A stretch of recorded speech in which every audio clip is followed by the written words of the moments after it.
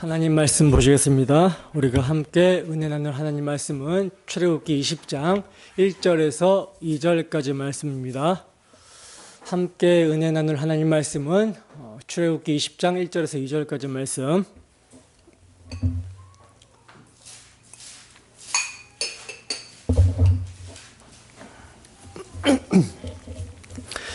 다 찾으셨으면 한 목소리로 합독하겠습니다.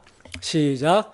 하나님이 이 모든 말씀으로 말씀하여 이르시되 나는 너를 애굽 땅 종되었던 집에서 인도하여 낸 내 하나님 여호와니라. 아멘. 다시 한번 읽겠습니다. 시작. 하나님이 이 모든 말씀으로 말씀하여 이르시되 나는 너를 애굽 땅 종되었던 집에서 인도하여 낸 내 하나님 여호와이니라. 아멘.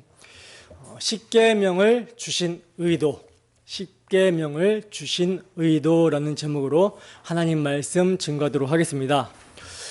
우리는 지난 시간에 시내산에 강림하시는 하나님을 맞이하기 위하여 이스라엘 백성들이 무엇을 준비해야 하는지를 살펴봤었습니다. 하나님은 언약 체결을 위해 자기 백성들 가운데 강림하셔야 되는데 지금 백성들의 상태가 하나님을 맞이할 수 있는 상태가 아니었죠. 하나님께서 언약을 주시는 이유는 이스라엘 백성들의 정체성을 잊지 말라고, 즉 하나님이 그들에게 행하신 일, 유월절 어린 양의 희생의 피, 대속의 사랑으로 그들을 구속하여 자기 백성 삼아 주신 그 은혜와 사랑을 잊지 말고 마음에 간직하고 믿음으로 그 은혜와 사랑을 나타내며 살아라. 오직 유월절 어린 양의 피, 그 은혜와 사랑으로 너희를 자기 소유 삼아주시고 제사장 나라 삼고 거룩한 백성 되게 하신 이의 덕을 선전하며 살아라. 이렇게 언약을 주시겠다라고 하시는데 이스라엘 백성들은 어떠합니까? 이스라엘 백성들은요, 이렇게 언약을 주시겠다라고 하시는 하나님의 의도를 전혀 알아듣지 못하고 뭐하고 있어요? 하나님, 명령만 하세요. 명령만 하시면 우리가 다 행하겠습니다. 명령하신 대로 우리가 다 행해서 주의 소유가 한번 돼보겠습니다. 제사장 나라가 돼보겠습니다. 거룩한 백성이 한번 돼보겠습니다. 이렇게 말하고 있었던 거예요. 그러니까 율법을 행하는 자기 행위를 조건으로 하나님께서 명령하시는 언약의 복을 받아보겠다, 쟁취해보겠다라고 하는 것이죠. 그러나 이렇게 자기 행위를 의지하는 상태에서는요, 거룩하신 하나님이 강림하시면 어떻게 됩니까? 거룩하신 하나님 앞에서 어린 양의 피를 믿는 믿음이 아니라 자기 행위를 의지하고 있으면 어떻게 되겠어요? 죽을 수밖에 없는 것이죠. 이를 보여주는 것이 시내산의 경계를 쳐서 침범하지 말라고 하신 말씀이에요. 이미 죄 아래 있는 상태에서 자기 행위를 가지고 하나님께 나오면 죽는다라는 것입니다. 그리고 그 거룩하신 하나님이 강림하실 때 죽지 않고 그분을 맞이하기 위한 이스라엘의 준비로는 성결케 하라, 옷을 빨라는 것으로 말씀하시고 아론은 모세와 함께 올라오라고 하시죠. 하나님께 가까이 올라오라고 말씀을 하셨어요. 이것은 무엇을 말씀하시는 거였죠? 무엇을 말씀하시는 거였습니까? 거룩하신 하나님의 강림을 맞이하여 살 수 있는 길은 우리가 하나님의 명령을 다 지켜서 행하겠습니다, 자기 행위를 의지해서 되는 것이 아니라 대제사장 아론의 중보와 자기 옷을 빠는 성결로 가능하게 된다라는 거예요. 다시 말해서 아론은 참 대제사장 예수 그리스도의 예표이고, 자기 옷을 빨아 성결케 하라는 것은요, 물 같은 것을 가지고 깨끗하게 하라는 것이 아니라 그리스도의 피로 자기 두루마기를 빠는 것을 예표하고 있는 것이기 때문에 거룩하신 하나님의 강림을 맞이하여 살 수 있는 길은, 하나님의 소유가 되고 제사장 나라가 되며 거룩한 백성이 될 수 있는 길은 흠도 없고 점도 없는 우리의 대제사장이시며 대속제물 되시는 예수 그리스도의 피로 씻겨 성결케 되는 것으로 가능하다라는 것입니다. 이것은 장차 심판주로 오실 예수 그리스도의 강림을 맞이하는 신약의 성도들에게도 동일하게 적용이 되는 것이라고 말씀을 드렸었죠. 장차 거룩하신 성자 하나님, 우리 주 예수 그리스도의 강림을 맞이하게 될 때 그 주님을 신의 산만이 아니라 이제 온 땅과 하늘을 흔들어 버리시고 소멸하는 불로 임하시는 심판하시는 주로 맞이하지 않기 위해서는요, 우리가 무엇을 의지해야 되는 것입니까? 자기 행위, 자기 공로, 자기 자랑을 의지하는 것이 아니라 세상에 보암직하고 먹음직하고 지혜롭게 할 만한 것으로 자기의 부끄러움과 수치를 가려서 되는 것이 아니라 나 같은 죄인을 위해 희생의 피를 흘려주신 예수 그리스도의 대속의 피만을 의지해야 되는 것이죠. 그 피로 날마다 자신을 정결하게 하며 그 피를 의지하여 믿음으로 세상과 옛사람에 대해서는 죽었다 여기고 하나님에 대해서 산 자로서 나 같은 죄인을 구속하신 그분의 아름다운 덕을 선전하며 그분의 영광을 위해서 사는 것입니다. 이것이 우리 주 예수 그리스도의 강림을 소망 가운데 맞이하게 되는 성도의 준비라는 거예요. 여러분, 우리는 무엇을 준비하고 있습니까? 참으로 주 예수의 강림을 준비하며 살고 있습니까?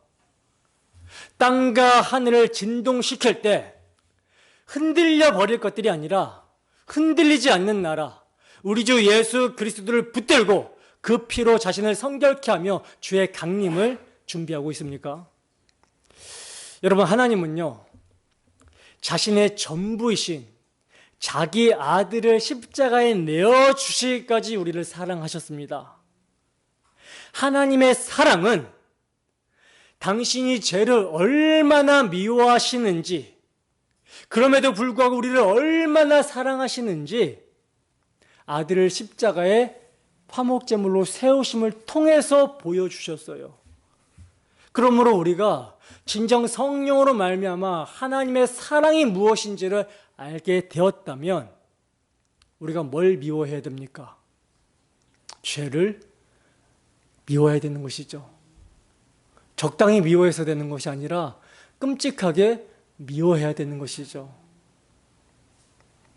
따라서 정말 하나님의 사랑을 알게 되었다면 주 예수의 강림을 소망 가운데 기다리며 오늘이라 일컫는 날 동안에 뭘 해야 되는 것입니까? 매일, 성경은 매일 피차 권면하라고 했어요. 매일 피차 권면하여 우리 중에 누구든지 죄의 유혹으로 완고하게 되지 않도록 하라고 말씀합니다.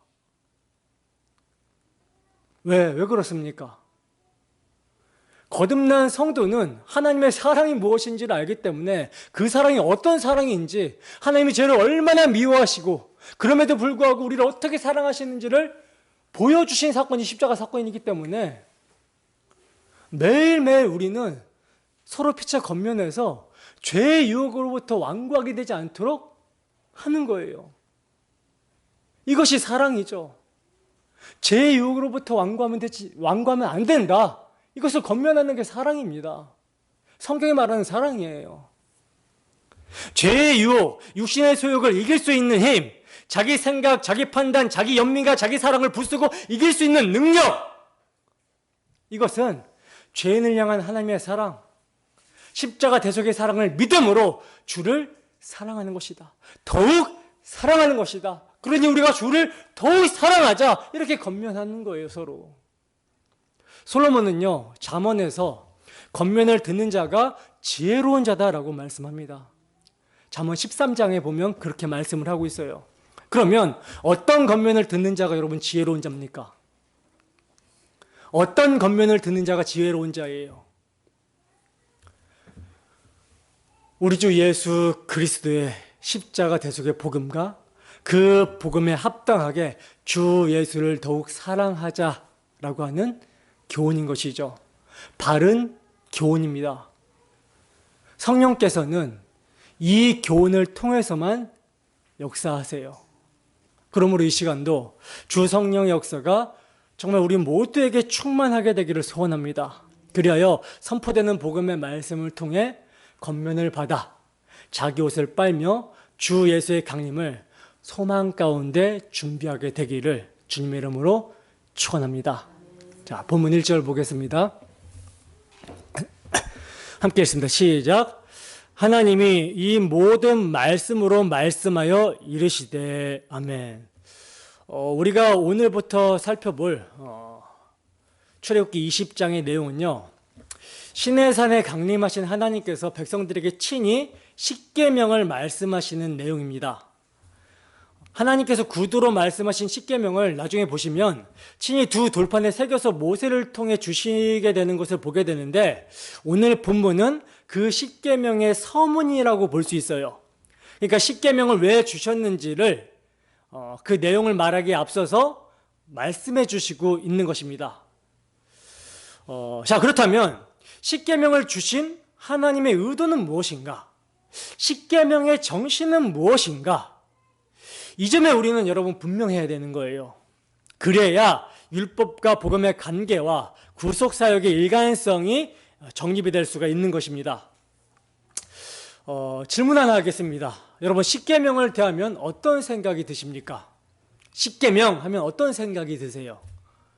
흔히들 십계명에 대해서 사람들이 어떻게 생각하냐면, 이거 반드시 지켜야 된다, 지키지 않으면 벌 받는다, 이게 보통 많은 교인들의 사고에 자리 잡고 있는 십계명에 대한 인식입니다. 그리고 조금 더 진보한 사고는요, 하나님께서 우리를 구원하시기 위한 구원 방편으로 율법을 먼저 주셨다가 안 되니까 복음을 주셨다라고 하는 식으로 이렇게 오해를 하는 사람들도 굉장히 많아요. 아니죠. 이스라엘 백성들은요, 십계명을 받기 이전에 이미 하나님의 백성이 되어 있었습니다. 이 점을요, 오늘 본문, 즉 십계명의 서문에서 말씀을 하고 있는 거예요. 그래서 1절에 보면 하나님이 이 모든 말씀으로 말씀하여 이르시되라고 그러죠. 여러분, 하나님이 어느 민족에게 이렇게 말씀하신 적이 있습니까? 전혀 없습니다. 하나님께서는요, 당신의 백성들에게만 말씀하신다라는 거예요. 우리나라 대통령이 다른 나라 시민들에게 지시할 필요가 없는 것과 마찬가지인 것이죠. 그러므로 하나님께서 말씀하셨다라는 것 자체가 이미 하나님과 백성들 사이, 이스라엘과의 그 관계가 특별하다라는 것을 짐작해 볼 수 있는 거예요. 그리고 계속해서 2절도 보시면 함께 읽어보겠습니다. 시작. 나는 너를 애굽 땅 종되었던 집에서 인도하여 낸 내 하나님 여호와니라. 아멘. 여러분, 이 말씀이 십계명 해석의 열쇠거든요. 보시면 하나님이 이스라엘과 어떤 관계에 있습니까? 어떤 관계에 있죠? 이스라엘이 애굽에서 종살이를 하고 있었는데 하나님이 그들을 그 종살이 하던 곳에서 인도하여 내셨다, 끄집어내셨다라고 그러죠. 다시 말해서 애굽에서 종살이 하던 이스라엘 백성들을 구원하여 주셨다라는 거예요. 그리고 이제 그들의 주인이 되어, 하나님이 그들의 주인이 되어 그들을 광야길에서 인도하시는 하나님, 그 하나님이 나는 너의 하나님 여호와니라 하고 말씀하고 있는 것입니다. 즉 이스라엘은 하나님의 백성이 되고 하나님은 이들의 왕이 되신 거예요.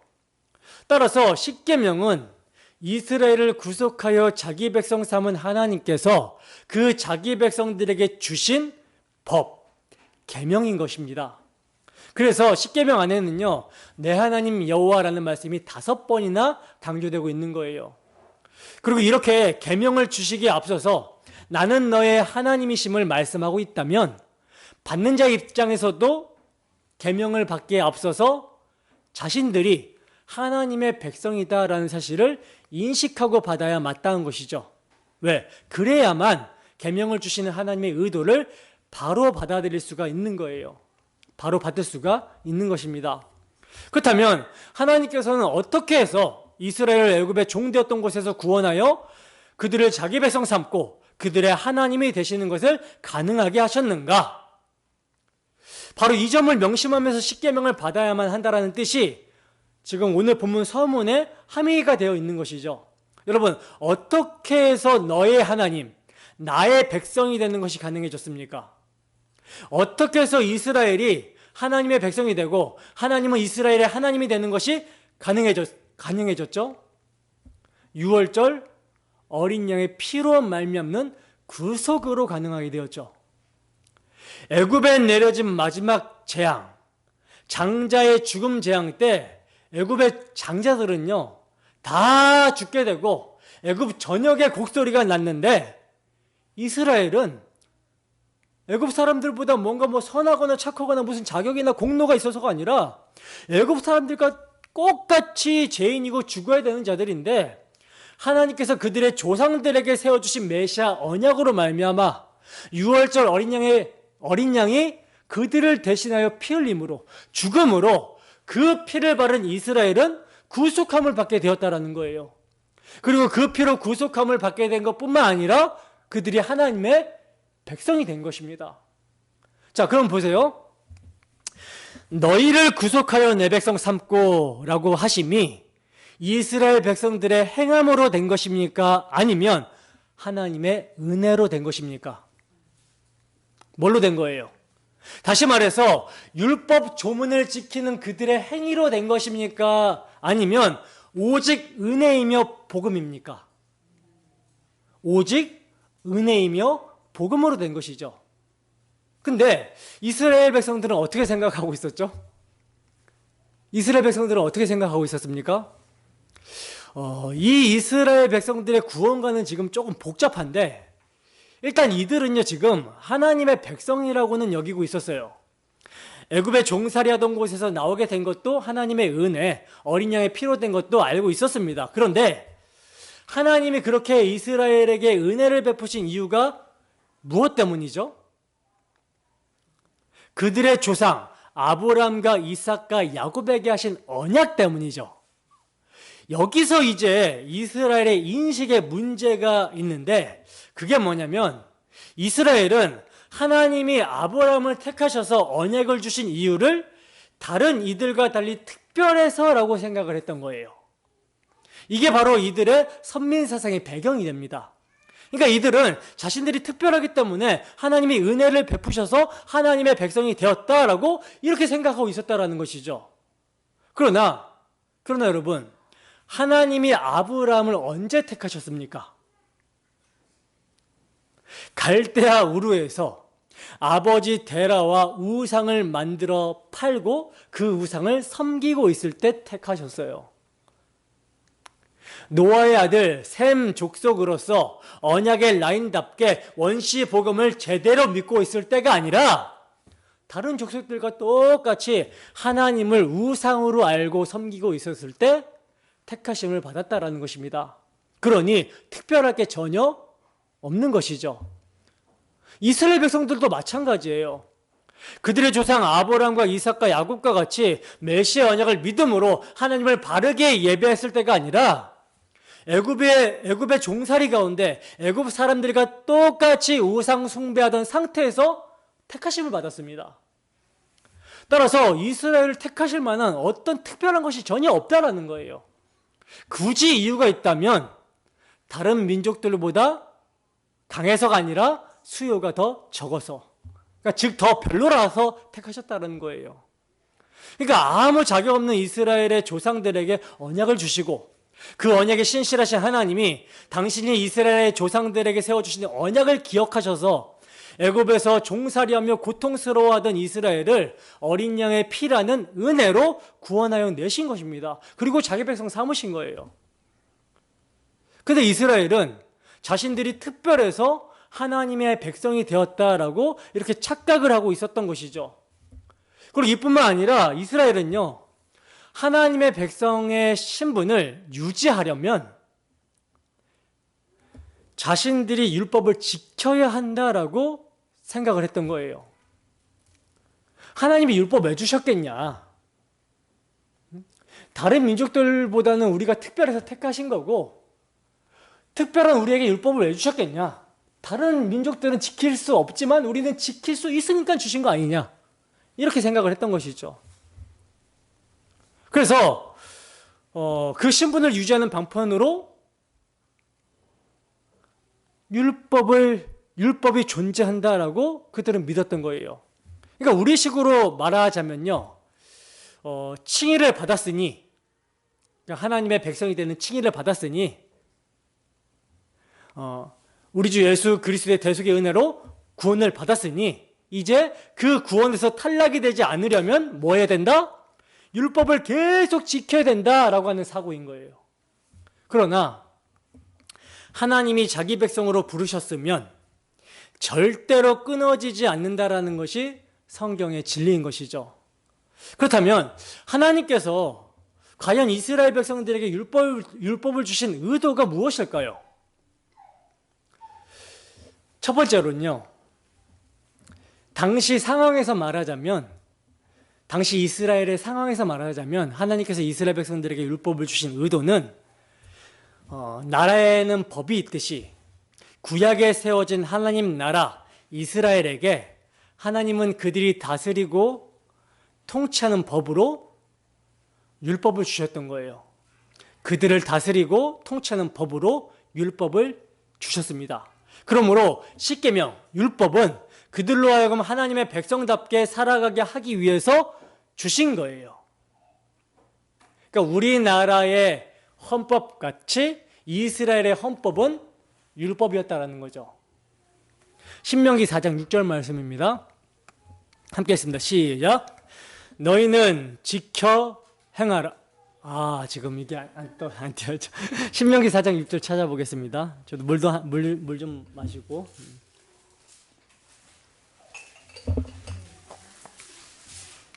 주일이랑 좀 헷갈려요. 신명기 4장 6절 말씀.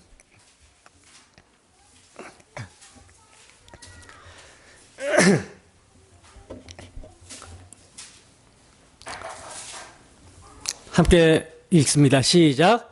너희는 지켜 행하라. 이것이 여러 민족 앞에서 너희의 지혜요 너희의 지식이라. 그들이 이 모든 규례를 듣고 이르기를 이 큰 나라 사람은 과연 지혜와 지식이 있는 백성이로다 하리라. 아멘. 자, 보시다시피 하나님 나라 백성들이 이방인들 앞에서 법 없는 자로 비판받지 않고 하나님의 백성답게 하나님의 통치를 받는 삶을 통해서 지혜와 지식이 있는 백성으로 보이도록 하기 위해서 계명을 주셨다라는 거예요.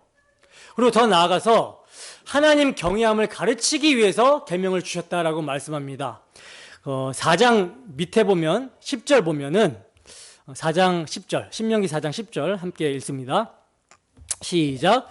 내가 호렙산에서 내 하나님 여호와 앞에 섰던 날에 여호와께서 내게 이르시기를 나에게 백성을 모으라. 내가 그들에게 내 말을 들려주어 그들이 세상에 사는 날 동안 나를 경외함을 배우게 하며 그 자녀에게 가르치게 하리라 하시매. 아멘. 그러니까 여러분, 하나님의 백성은 하나님을 경외하며 살아가야 되는 것이 마땅한 것이죠. 따라서 계명을 주시면요, 이를 통해 자신들이 주인이 아니라 법의 제정자이신 하나님이 주인이심을 가르치시고 하나님이 세워주신 율법만이 그들의 삶의 기준이 되게 함으로써 하나님 경외함을 배우게 하고 그 자녀들에게 가르치기 위해서 주셨다라는 거예요. 헌법으로 주신 것입니다. 헌법. 자, 그리고 이제 율법을 주신 두 번째 이유는 이제 신학적인 이유입니다. 두 번째 이유는 로마서에 잘 나타나 있는데 로마서 3장 20절입니다. 로마서 3장 20절.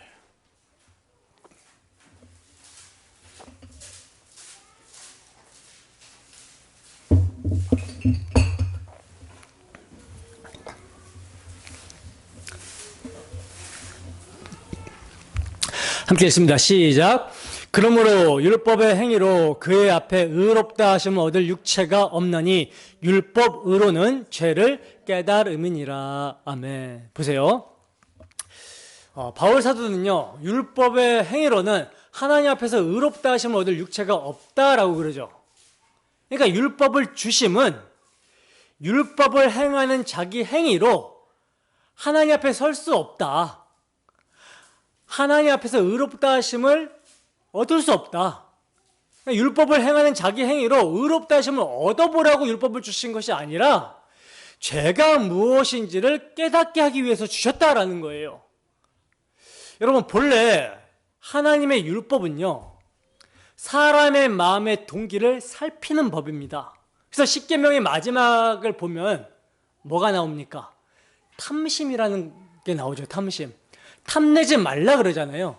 그러니까 모든 계명이 마음에 관한 법이라는 것이 마지막 계명에서 얘기를 해주고 있는 거예요. 탐내지 말라. 그래서 십계명의 핵심은요, 사랑입니다. 사랑. 마음의 법이에요. 사랑.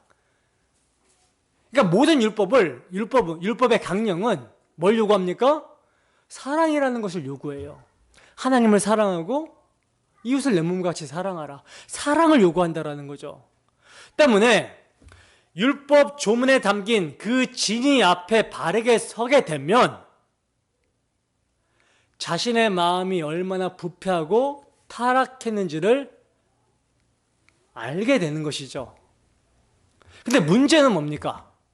문제는요, 이 죄라는 놈이 율법 조문에 담긴 진리를 보지 못하게 하고 하나님의 율법까지도 선악과 따먹은 자기 주체성을 가지고 이용해 버리게 하는 것이 문제예요. 그래서 하나님의 율법을 어떻게 합니까? 사람 수준으로, 자기들의 수준으로 끌어내려서 자신의 율법 지킨 행위로 자신의 부패한 마음을 보지 못하고 남과 자기가 이제 도토리 키재기를 하면서 상대적 우위를 누리는 거. 그래서 자기 의를 자랑하게 되는 거. 이게 문제라는 거예요. 그러나 율법은 마음의 법으로서 하나님이 죄를 깨닫게 하기 위해서 주셨다라는 것입니다. 때문에 율법의 행위로는 하나님 앞에서 의롭다함을 얻을 육체가 없는 거예요. 율법의 진리 앞에 섰을 때 정말 나는 율법을 지켜 행할 수 있는 자가 아닙니다. 이렇게 고백될 수밖에 없다라는 것이죠. 그러므로 이스라엘 백성들은요, 여호와께서 명령하신 대로 우리가 다 행하겠습니다 라고 했지만 행할 수 없었던 거예요. 그래서 바로 우상 숭배하는 모습을 보이잖아요. 여호와의 명령, 율법을 통해서 정말 자신이 얼마나 부패하고 타락했는지 그 자신의 마음을 보면서 이러한 자신이 어떻게 거룩하신 하나님의 백성이 될 수 있었는지 이것을 기억하고 6월절 어린 양의 피, 메시아 언약을 의지하라고 하나님께서는 율법을 주신 것입니다. 여러분, 십계명을 이해하기 위해서는요, 지난 시간의 본문을 조금 떠올리시면 도움이 됩니다. 출애굽기 12장 13절 말씀을 함께 볼까요? 출애굽기 19장 12절에서 13절 말씀 함께 읽습니다. 시작. 너는 백성을 위하여 주의 경계를 정하고 이르기를 너희는 삼가 산에 오르거나 그 경계를 침범하지 말지니 산을 침범하는 자는 반드시 죽임을 당할 것이라. 그런 자에게는 손을 대지 말고 돌로 쳐 죽이거나 화살로 쏘아 죽여야 하리니 짐승이나 사람을 막론하고 살아남지 못하리라 하고 나팔을 길게 불거든 산 앞에 이를 것이니라 하라. 아멘. 보세요. 거룩하신 하나님이 시내산에 강림하실 때 비록 하나님의 백성이라 할지라도 접근하지 못하도록 경계를 치라고 말씀을 하고 있어요. 이것은요, 백성들 스스로의 행위로는 절대로 하나님의 거룩으로 나아갈 수 없음을 천명하고 있는 것입니다. 그러니까 스스로의 행위를 의지하여 하나님 앞에 나아가면 다 죽게 된다라는 이야기예요. 그러므로 계명은 사람이 하나님을 만나러 올라가기 위해 거룩해지는 방식으로 주신 것이 아니라 하나님이 주신 계명을 통해 그들의 모습이 과연 하나님이 제시한 거룩에 부합되는가, 이것을 측정해 볼 수 있도록 하기 위해서 계명을 주셨다라는 것이죠. 그래서 이제 이렇게 십계명을 통해 자신의 모든 상황에서 하나님이 제시한 거룩에 부합하지 못하는 자신의 전적인 무능과 전적인 마음의 부패를 발견하게 되면 이제 십계명을 주신 세 번째 이유와 자연스럽게 연결이 되는 거예요. 십계명을 주신 세 번째 이유, 이게 이제 십계명을 주신 궁극적인 목적인데요. 자신이 전적으로 타락하고 부패했으며 하나님의 거룩에 전적으로 무능한 사실을 깨닫게 하여 그리스도께로 인도하기 위한 의도로 주셨다라는 것입니다. 다시 말해서 율법은 우리 주 예수 그리스도의 인격과 사역에 대한 모형과 그림자, 표지판 역할을 하고 있었다라는 사실이에요. 갈라디아서 3장 24절에서 27절 말씀입니다. 갈라디아서 3장 24절에서 27절 말씀.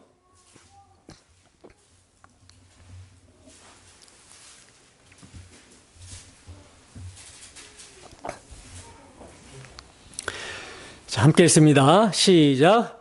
이같이 율법이 우리를 그리스도께로 인도하는 초등교사가 되어 우리로 하여금 믿음으로 말미암아 의롭다함을 얻게 하려 함이라.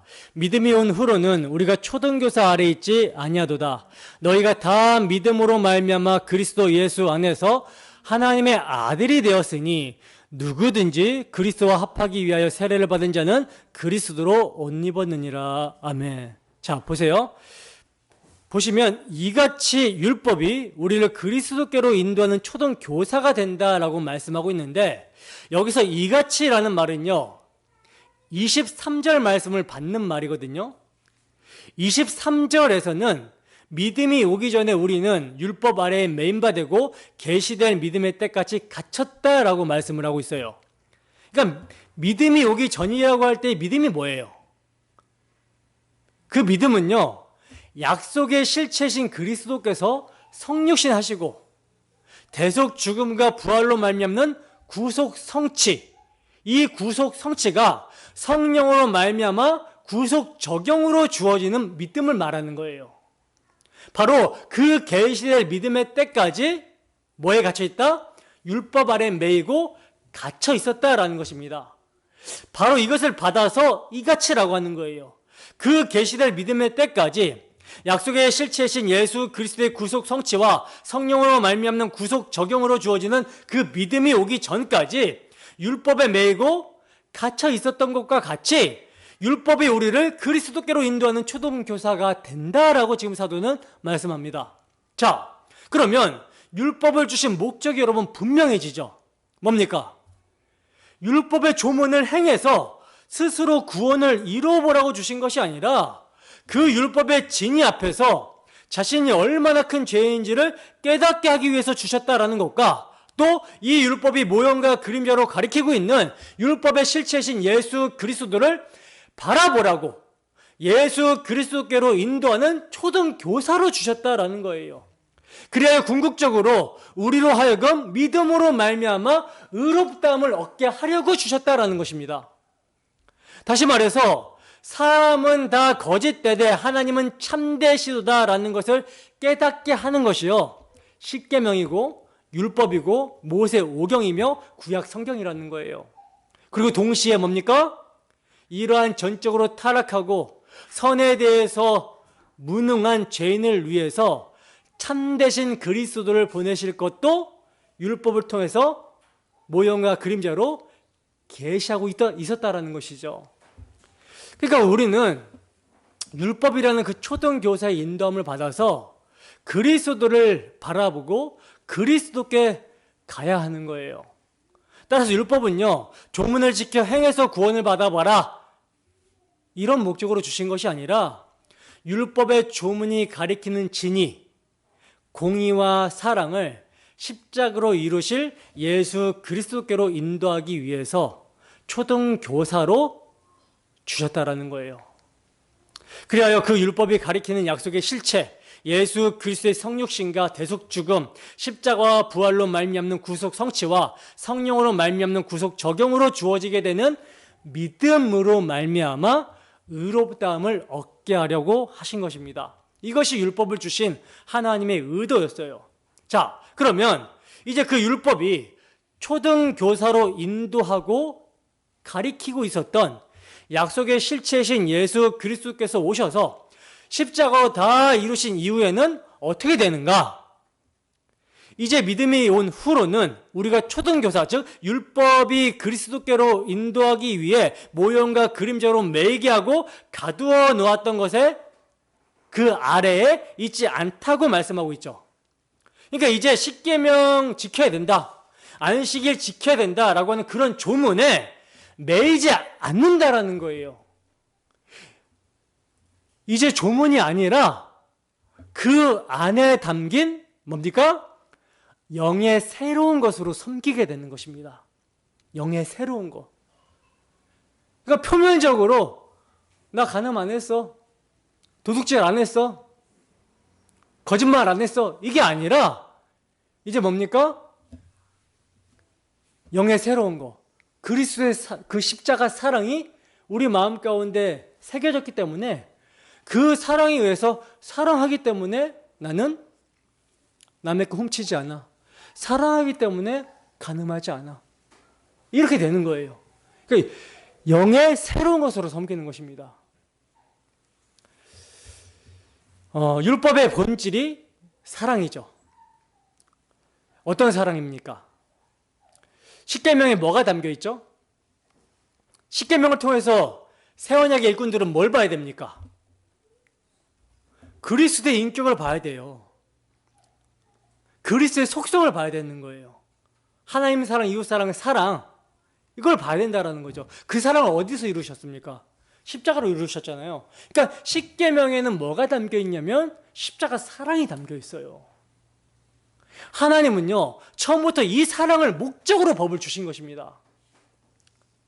그래서 십계명으로부터 비롯되는 하라 하지 말라 613가지의 법이 다 예수 그리스도의 구속의 사랑이 담겨 있다는 거예요. 그래서 구약 시대에도요, 신령한 의미를 깨닫게 된 자는 계명을 통해서 자신의 행위를 의지하는 것이 아니라 그리스도, 장차 오실 그리스도를 믿음으로 바라봤던 것입니다. 근데 여러분, 율법에 한계가 있죠. 옛 계명, 옛 언약에 한계가 있어요. 그게 뭡니까? 율법은 정말 지극히 거룩하고 선한 것이지만 그 자체로는 이것이 그리스도의 모형과 그림자이기 때문에, 즉 실체가 아니기 때문에 뭘 줄 수 없어요? 죄사함과 의롭다함을 줄 수가 없어요. 때문에 처음부터 하나님께서는요, 유월절 어린 양의 실체로 오실 그리스도를 바라보게 하고 믿음으로 그 유월절 어린 양의 대속의 사랑과 은혜를 나타내며 살라고 율법을 주신 것입니다. 이것을 지켜 행해서 구원받아 바라고 주신 것이 아니라 유월절 어린 양의 피를 의지하고 그 희생의 사랑과 은혜를 나타내며 살라. 하나님 백성답게 그 희생의 사랑을, 희생의 은혜를 나타내며 살라고 주셨다라는 거예요. 로마서 8장 3절에서 4절 말씀 봅시다. 로마서 8장 3절에서 4절 말씀.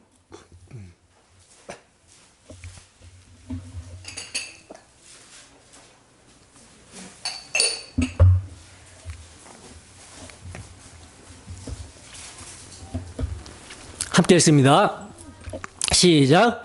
율법이 육신으로 말미암아 연약하여 할 수 없는 그것을 하나님은 하시나니 곧 죄로 말미암아 자기 아들을 죄 있는 육신의 모양으로 보내어 육신의 죄를 정하사 육신을 따르지 않고 그 영을 따라 행하는 우리에게 율법의 요구가 이루어지게 하려 하심이니라. 아멘. 자, 보시다시피 율법은 뭘 줄 수 없어요? 율법은요, 죄사함과 의롭다함을 줄 수 없어요. 죄사함과 의롭다함을 줄 수 없다면 하나님과 화목하게 하는 것이 불가능하겠죠. 그래서 율법은 하나님과 화목하게 할 수 없습니다. 왜? 왜냐하면 이미 죄 아래 있는 인간에게 율법은 죄를 깨닫게 하고 그리스도를 바라보게 할 뿐 죄의 문제를 해결해 준다거나 하나님 앞에서 의롭게 해준다거나 이럴 수 없다라는 거예요. 근데 바로 이 율법이 육신으로 말미암아 연약하여 할 수 없는 그것을 누가 하신대요? 하나님께서는 하신다라는 것입니다. 어떻게? 곧 죄로 말미암아 자기 아들을 죄 있는 육신의 모양으로 보내어 육신의 죄를 정하심으로. 다시 말해서 하나님께서 율법이 모형과 그림자로 가리키고 있었던 실체, 자기 아들을 죄 있는 육신의 모습으로, 우리와 같이 혈과 육을 입고 있는 모습으로 보내셔서 죄인을 구원하시기 위한 화목제물로 십자가에 내어주심을 통해 율법의 요구가 뭡니까? 사랑해라. 그죠? 그리고 사랑하지 못하는 자는 죄의 삭은 사망이다. 죽음, 공의를 요구하잖아요. 그 율법의 요구를, 공의와 사랑을 이루셨다라는 거예요. 그러므로 자기 행위를 의지하는 그 육신을 따르지 않고 영을 따라 행하는 우리에게, 즉 하나님의 아들의 행위, 십자가 대속의 복음을 믿는 자들에게 율법의 요구가, 공의와 사랑이 이루어지게 하셨다라는 거예요. 로마서 5장 8절 말씀 보겠습니다. 로마서 5장 8절 말씀. 로마서 5장 8절 함께 했습니다. 시작. 우리가 아직 죄인 되었을 때 그리스도께서 우리를 위하여 죽으심으로 하나님께서 우리에 대한 자기의 사랑을 확증하셨느니라. 아멘. 여러분, 아들을 내어주신 하나님의 사랑이 우리로 하여금 믿음으로 의롭다함을 받게 하는 것입니다. 따라서 십계명, 즉 율법을 주신 것은요, 하나님의 언약과 사랑으로서만 구원이 일어난다라는 것을 보여주시는 거예요. 성경에서 아브라함이 믿음으로 의롭다함을 받은 것을 먼저 보여주고 그 이후에 430년 후에 율법을 주시는 것은요, 구원을 받을 수 있는 두 길이 있다, 두 방편이 있다 라는 것을 말하는 것이 아니라 오직 하나님의 언약, 그 언약을 이루실 수 있는 하나님의 신실하심을 믿음으로 의롭다함을 받는 것이지, 사람이 율법을 지켜 행하는 행위로는 의롭다함을 받을 수 없다라는 것을 보여주시기 위함이었어요. 율법은 하나님의 약속과 반대되는 것이 아니라 그 약속을 담고 있고 가리키고 있는 모형과 그림자로 주신 거라는 것입니다. 그래서 하나님이 십계명을 주시기 전에 뭐라고 말씀하세요? 나는 너를 애굽 땅 종되었던 집에서 인도하여 낸 내 하나님 여호와니라 하시면서 율법의 성격이 무엇인지를 말씀해주고 있는 것입니다.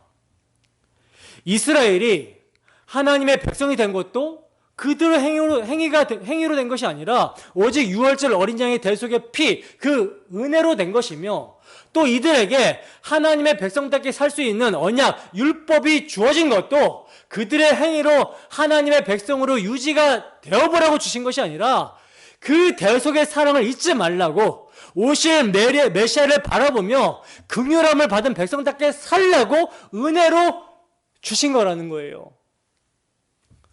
여러분, 바리새인처럼 자신의 의로 의롭다함을 받으려고 하는 사람에게 율법은요, 정죄와 심판으로 다가옵니다. 그러나 다윗처럼 아무 대가 없이 죄인을 의롭다 하시는 하나님의 복음을 알게 된 사람에게 율법은 의의 길로 이끄는 안내자로 다가오게 되는 거예요. 다윗은요, 율법을 보면서 하나님의 메시아 언약을 상기시켰습니다. 자기를 대속하실, 죄인인 자신을 대속하실 그리스도를 바라봤기 때문에 율법을 즐거워했어요. 율법을 송이꿀보다 더 달게 받아들였습니다. 그게 아니면요, 하나부터 열까지 조문대로 계속 지켜 행하는 그거를 바라봤다면 다윗이 율법을 즐거워하거나 율법을 사랑하고 또 율법을 사모하고 송이꿀보다 더 달다 이렇게 표현하지 않았을 것입니다. 율법을 통해서 그 안에 담겨 있는 그리스도의 십자가 대속, 그 은혜와 사랑을 바라봤기 때문에, 오실 그리스도를 바라봤기 때문에 그가 율법을 즐거워할 수 있었던 거예요. 그래서 시편 119편 32절에 보면 주께서 내 마음을 넓히시면 내가 주의 계명들의 길로 달려가리이다 이렇게 말씀을 합니다. 여러분, 우리가 십계명을 대할 때는요, 이러한 하나님의 은혜와 사랑, 언약을 기억하면서 대해야지만 행위주의로 빠져서 교만하지 않을 수가 있어요.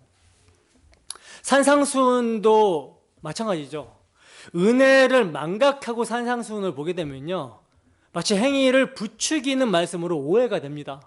그러나 참으로 성령의 역사로 말미암아 계명을 통해 자신의 부패한 마음을 깨닫게 된다면, 내 눈이 뽑혀야 되고 내 손이 찍혀야 될 자리, 영원히 지옥 불못에 떨어져야 되는 정말 죄인 중에 괴수 같은 나 같은 죄인을 대신하여 그리스도께서 자기 자신을 내어주셨구나, 그리하여 율법이 요구하는 공의와 사랑을 이루셨구나 라는 사실을 알게 됩니다. 그래서 그 마음에 율법의 공의와 사랑을 이루신 그리스도의 사랑이 성령으로 말미암아 부어진 바 되어 그리스도의 마음을 가진 자 되는 거예요. 누가 주의 마음을 알아서 주를 가르치겠느냐? 그러나 우리가 주의 마음을 가졌느니라. 성령으로 말미암아 주의 마음이 부어진 바 되는 거예요.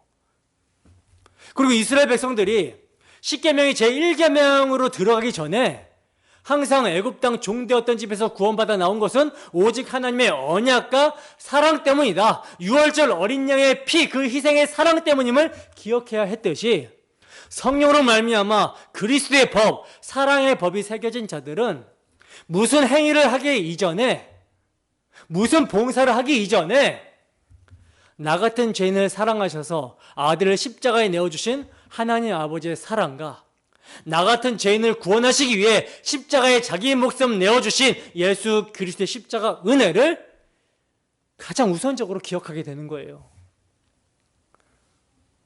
기억하십니까, 여러분들? 예배를 드리는 이 행위 이전에 뭘 기억해야 됩니까? 하나님 아버지의 사랑과 예수 그리스도의 은혜를 기억하고 이 자리에 나오는 거예요.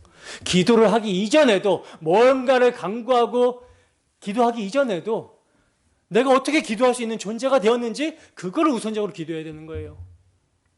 연보를 하기 전에도 내 돈 드리는 게 아니고, 내가 어떻게 하나님께 나의 모든 것을 헌신할 수 있는 존재가 되었는지, 하나님이 어떻게 나를 받아들여 줄 수 있는 그런 존재가 내가 되었는지를 기억하고 하는 거예요.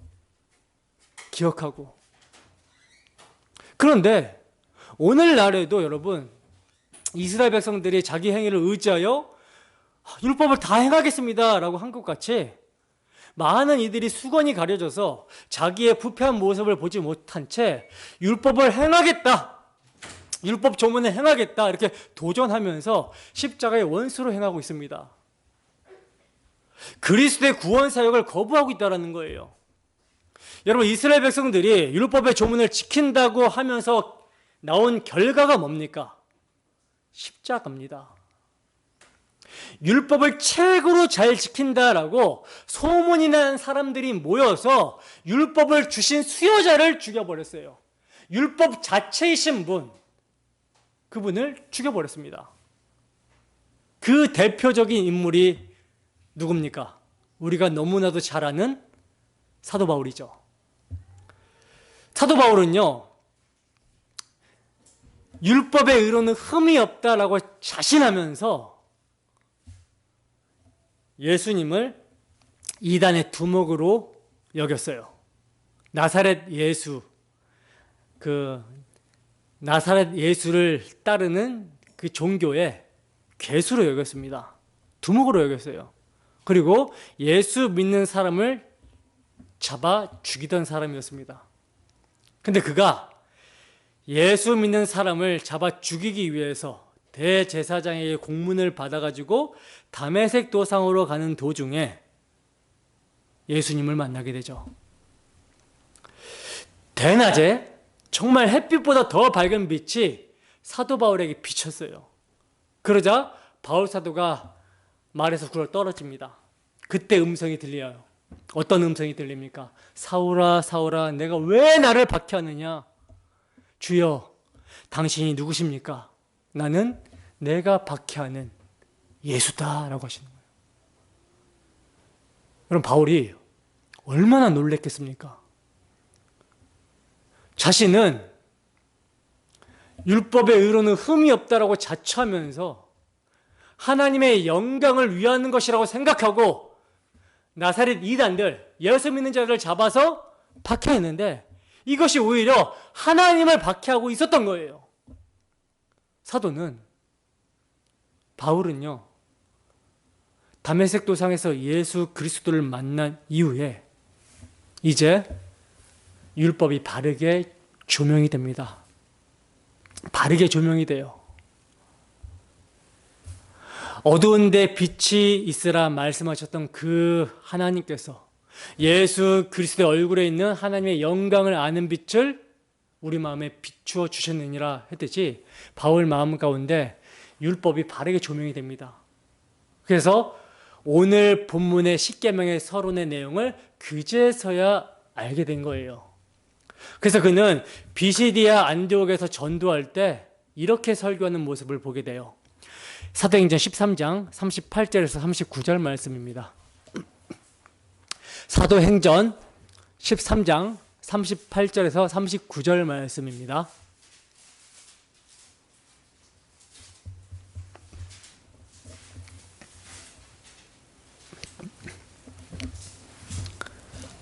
네, 함께 했습니다. 시작. 그러므로 형제들아 너희가 알 것은 이 사람을 힘입어 죄사함을 너희에게 전하는 이것이며 또 모세의 율법으로 너희가 의롭다 하심을 얻지 못하던 모든 일에도 이 사람을 힘입어 믿는 자마다 의롭다 하심을 얻는 이것이라. 아멘. 모세의 율법으로 너희가 의롭다 하심을 얻지 못하던 모든 일에도 누구를 힘입어? 예수를 힘입어.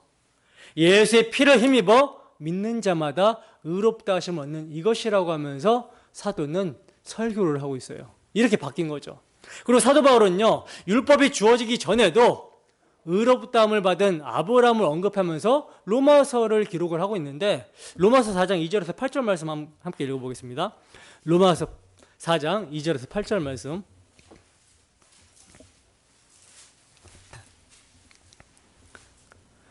로마서 4장 2절에서 8절 말씀 함께 했습니다. 시작.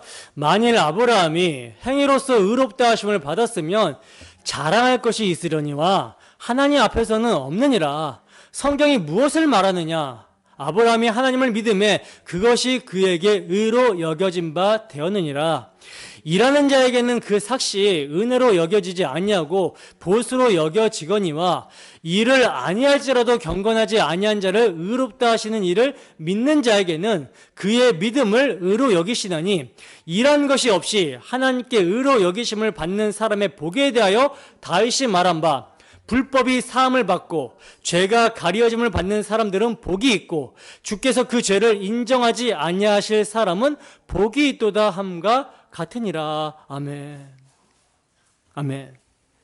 여러분, 이렇게 믿음으로 의롭다함을 받게 되는 것이요, 하나님의 자기 희생적 사랑에서 주어지게 된다는 것을 우리는 기억해야 되는 거예요. 믿으면 구원이다. 믿으면 구원이라는 말은 하찮은 구원을 말하는 것이 아닙니다, 여러분. 천지를 창조하신 성자 하나님이 피조물, 그것도 타락한 피조물을 버리지 않고 구원하여 다시 자기 백성 삼으시기 위해 피 흘리신 구원을 말하는 거예요. 죄인이 받아야 되는 죄에 대한 진노와 심판을 하나님이 죄인과 같이 사람이 되셔서 그들이 받아야 되는 죄에 대한 심판을 당신이 대신하여 십자가에 받으심으로 피 흘리사 당신의 공의를 세우시고 당신의 백성을 향한 사랑이 어떠한지를 보여주신 사건이 구원이라는 것이죠. 너무나 엄청나고 놀라운 사건이 구원인 거예요. 이런 하나님의 사랑을 어떻게 말로 표현할 수 있겠습니까? 말로 표현이 안 돼요. 그래서 성령이 역사하지 않으면 도무지 알 수가 없는 것입니다. 하나님의 깊은 곳까지도 통달하시는 성령이 아니면 아들을 내어주신 하나님의 마음을 안다? 이거는 언어 도단이죠. 이러한 하나님의 사랑을 어떻게 말로 다 표현할 수 있겠습니까? 근데 그리스도의 마음을 우리가 가졌다 그래요. 그리스도의 마음이 우리에게 부어졌다 그래요. 그래서 그 마음에 새겨진 사랑, 율법이 이루어지고 완성된 그 십자가 사랑, 그 사랑으로 우리는 이제 조문이 아니라 영의 새로운 것으로 섬기게 되는 것입니다. 이것은 율법주의자들을 능가하는 거죠. 왜? 그들은 겉 표면만 지켜 행하지만은 우리는 마음에서 이미 지킨 자 되었고 이루어진 자 되었고 율법의 완성과 마침이 성취가 되었고 그 사랑을 나타내면서 사는 것이기 때문에 더 완전하고 더 온전한 것인 것이죠. 이런 하나님의 사랑을요, 아가서에서는 이렇게 말씀합니다. 아가서 5장 8절 보면 예루살렘 딸들아 너희에게 내가 부탁한다. 너희가 내 사랑하는 자를 만나거든 내가 사랑함으로 병이 낫다고 하려무나. 아멘. 여러분, 우리 하나님은요, 우리를 너무 사랑해서 병이 들 지경에 있다라고 표현할 정도로 우리를 사랑하십니다. 그래서 결코 우리를 놓치지 않는 거예요. 택하신 자들을 끝까지 사랑하시는 것입니다. 그 사랑하심으로 구원하셨다라는 것이죠. 자기 아들, 자기 전부를 내어주시기까지 우리를 사랑하셨기 때문에 우리를 놓칠 수 없는 거예요. 사랑하심으로 구원하셨다라는 것입니다. 사랑으로 구원했다라는 말이 무슨 뜻입니까? 하나님에게 있어서 이스라엘은 단순한 취미나 취향이 아니라는 거예요. 하나님의 백성을 만드는 데 있어 사랑이 도원되었다라는 것은요, 하나님의 전부를 걸고 시작한 일이라는 것입니다. 따라서 하나님께서는 당신의 백성들에게 율법을 주시기 이전에 자신이 자기 백성을 어떻게 사랑하신 하나님이신지, 그리고 당신 나라의 법은 어떤 성격을 지니고 있는지를 말씀해 주시고 있는 거예요. 그 하나님의 계명, 율법이 오늘날 우리에게는 아버지를 사랑하시고 죄인인 우리를 사랑하셔서 십자가 희생의 피로 율법의 요구, 공의와 사랑을 이루심으로 율법의 완성과 마침이 되시는 우리 주 예수 그리스도의 십자가 사랑의 법으로, 생명의 성령의 법으로 우리 마음에 기록이 되게 된 것입니다. 때문에 성도는요, 교회에서나 가정에서나 사회에서나 직장에서 무슨 일을 하게 될 때 그들의 마음에 십자가 사랑의 법을 주신 분이 누구신지, 구주 하나님과 소망이신 그리스도 예수를 기념하는 가운데 그들 마음에 새겨진 십자가 사랑이 기준이 되어 믿음으로 주 예수 그리스도의 영광을 위해서 하게 되는 거예요. 여러분, 십계명, 율법이 이제 어떻게 보여주십니까? 하나님이 우리와 같은 죄인을 어떻게 사랑하셨는지 복음으로 보여주십니까? 남을 사랑하는 자는 계명, 율법을 다 이루었다라고 하셨는데 그 계명을, 율법을 십자가의 희생의 피로 이루신 주님의 사랑이 우리의 심령에 성령으로 말미암아 부어진 바 되었다라고 그래요. 이 말씀이 우리에게 실제가 되고 있습니까?